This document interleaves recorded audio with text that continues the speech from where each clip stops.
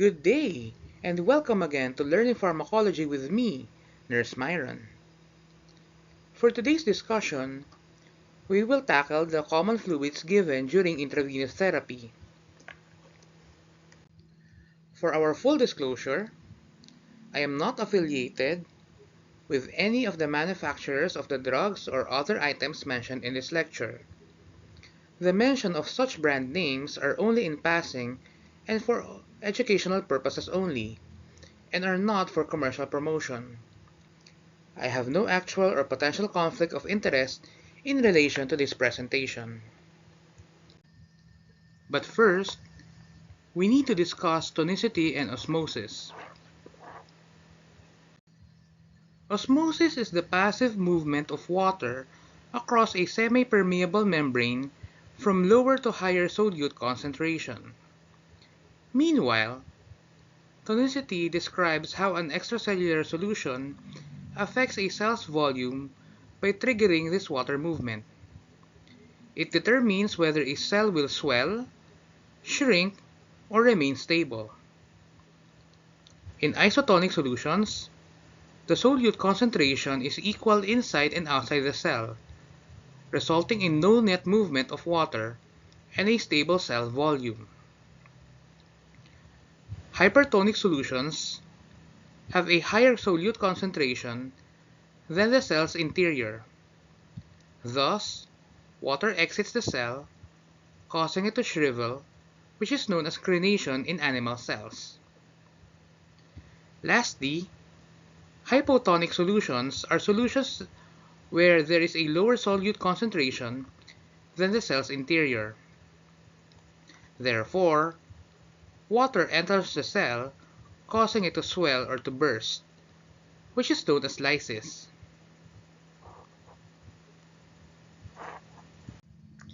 So now we move forward to the different isotonic solutions that we give to our patients. Isotonic solutions have an osmolality similar to plasma, approximately 275 to 295 milliosmoles per liter. It has essentially the same solute concentration and osmotic pressure as another solution, typically human blood or intracellular fluid. Because of this balance in the concentration, there is no movement of water in and out of the cell, allowing the cell to maintain its normal size, shape, and function. Isotonic solutions are used to expand the intravascular fluid volume or to treat hypovolemia and hypotension. Common isotonic solutions used in medical settings include your plain normal saline solution, your plain lactated Ringer solution, and D5 water or dextrose 5% in water. But we will be discussing that later. The first isotonic solution that we will be discussing is perhaps the most common and the most popular IV fluid used in our patients. This is your plain normal saline solution, also known as your plain NSS or 0.9% sodium chloride. It is an isotonic solution that contains around 9 grams of sodium chloride per liter of water. Because of this, it closely matches the body's fluid balance. It is usually the first choice for general intravenous fluid therapy. It is primarily used for IV hydration, to combat acute blood loss or hemorrhage, shock, severe vomiting, sepsis, and general fluid volume resuscitation. Likewise, it is a compatible solution when administering blood products.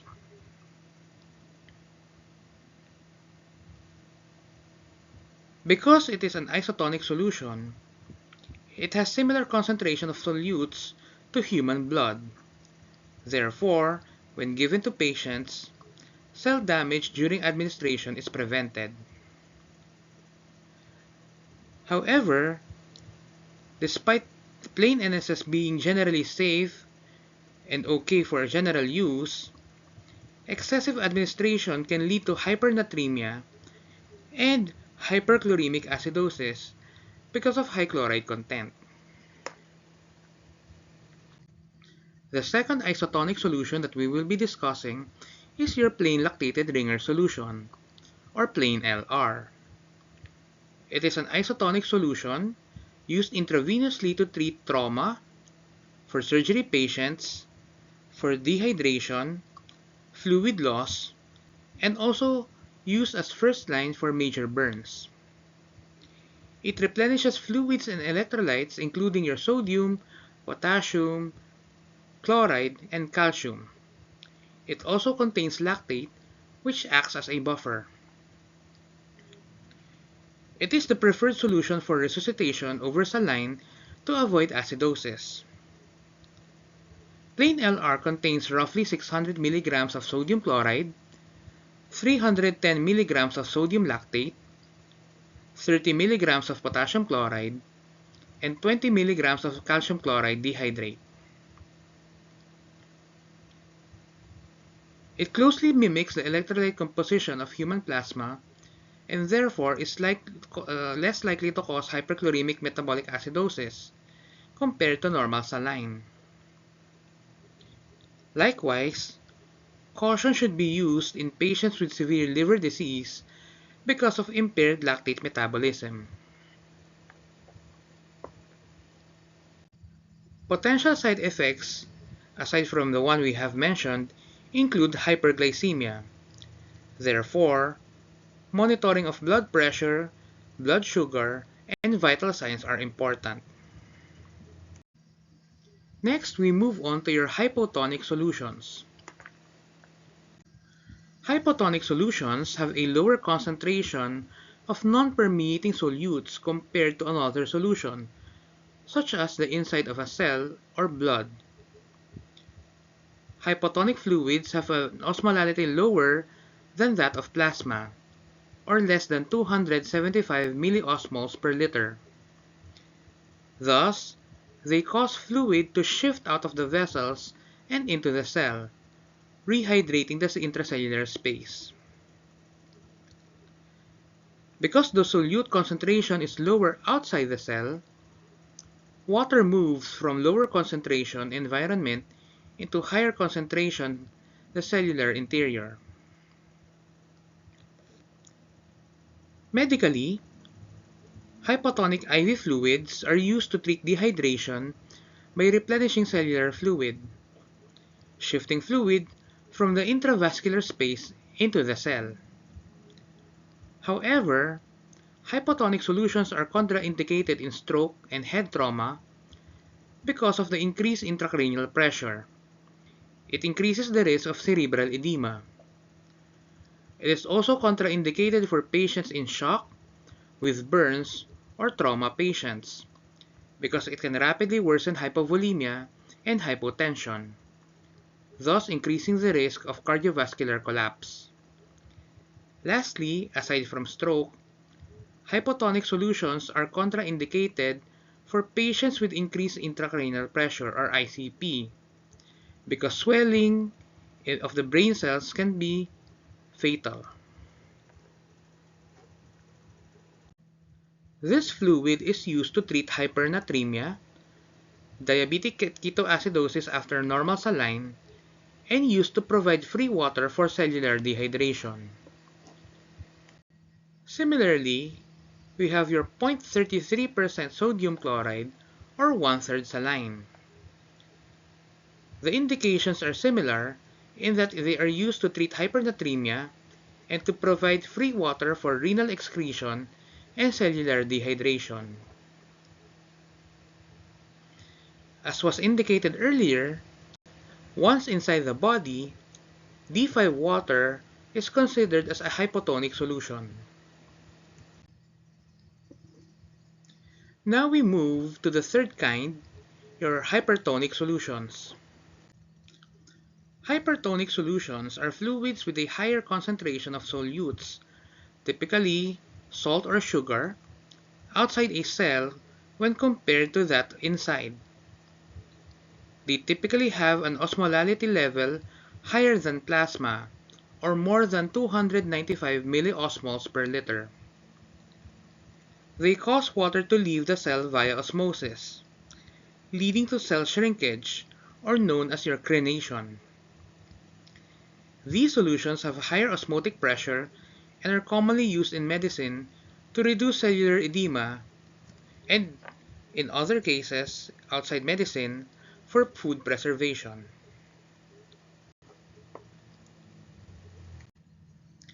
The first hypertonic solution in our discussion is your 5% dextrose in normal saline solution, or in short form, D5 water NSS. It's a combination of D5 water, containing glucose for energy, and your plain normal saline solution, containing salt for electrolyte balance. It is used for the treatment of hypovolemia when a patient is also hypoglycemic or requires minimal caloric support. It provides approximately 170 to 200 calories per liter, which is helpful for patients who are currently on NPO for short time periods. It is also used to treat mild sodium depletion, dehydration, and hypovolemia. Because of its hypertonic nature, it is not used for initial rapid fluid resuscitation because high glucose can lead to hyperglycemia. Likewise, these fluids are used in extreme caution in patients with congestive heart failure, severe renal impairment, or edema because it can lead to fluid overload and pulmonary edema.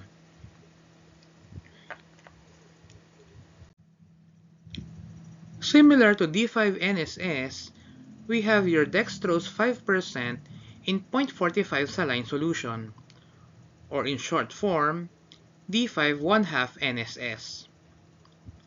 It is used as a maintenance fluid for patients who require less salt than D5-NSS. It is used for gradual rehydration in patients with hypernatremia who are also volume depleted.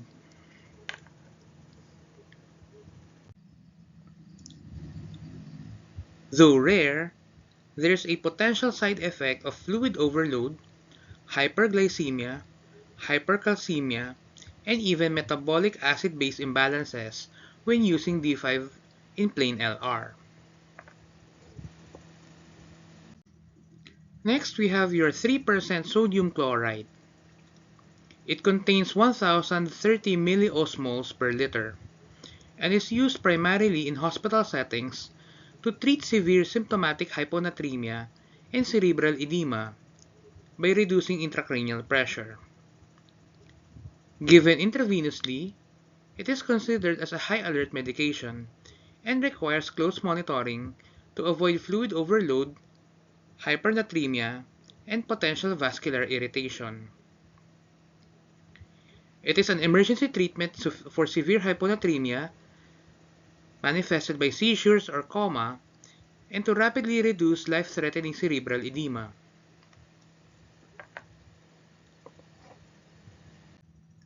D5NM is considered a hypertonic solution that provides water and electrolytes like sodium, potassium, magnesium, and chloride.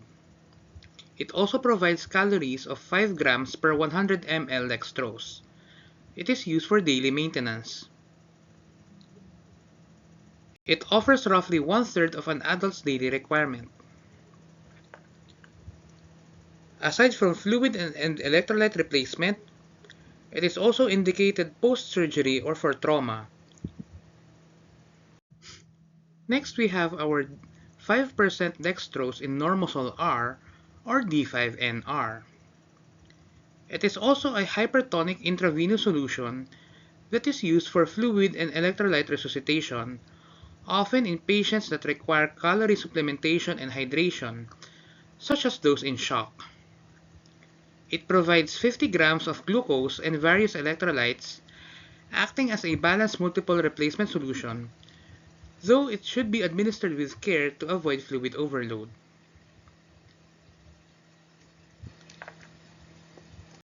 Now we move to colloids, the last part of our discussion. Colloid therapy uses colloid solutions that contain large molecules, such as proteins or starches, to expand intravascular volume by increasing oncotic pressure, keeping fluid within blood vessels longer than crystalloids. These large molecules cannot easily pass through the capillary wall. Thus, they are kept within the intravascular space. This action draws fluid from the interstitial and intracellular spaces into the blood vessel, leading to a rapid and sustained expansion of plasma volume. The first fluid under colloids is your albumin. Human albumin naturally occurs in the body, but IV preparations are available in a sterile plasma-derived solution that is used to restore blood volume and increase low blood protein levels, known as your hypoalbuminemia. It works as a colloid to pull fluid back into the blood vessels, often used for shock, severe burns, and liver failure. Key indications include hypoalbuminemia, liver cirrhosis with ascites, hypovolemia, and even cardiopulmonary bypass. However, it is contraindicated for patients with severe anemia, heart failure, severe kidney failure, or hypersensitivity to albumin or other human proteins.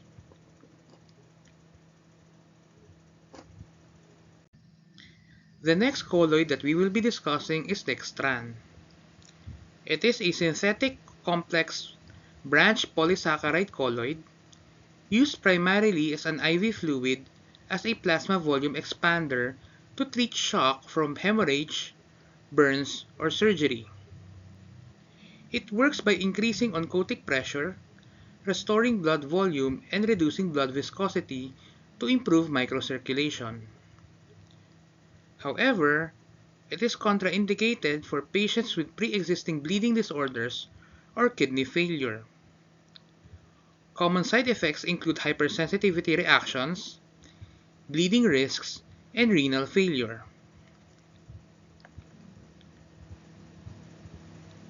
It is generally used for plasma volume expansion, especially in hypovolemic shock.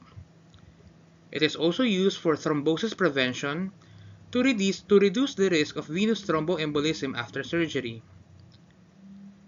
Dextran is also used to improve blood flow, especially in microcirculation. Dextran acts as a colloid by exerting osmotic pressure to draw fluid into the blood vessels.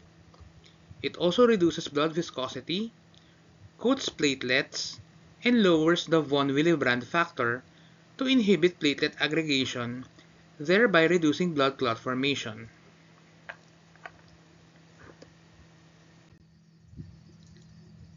So in summary, this table presents isotonic, hypotonic, hypertonic solutions and your colloids, what their individual goals are, and what are some of the common critical nursing focuses when administering these drugs.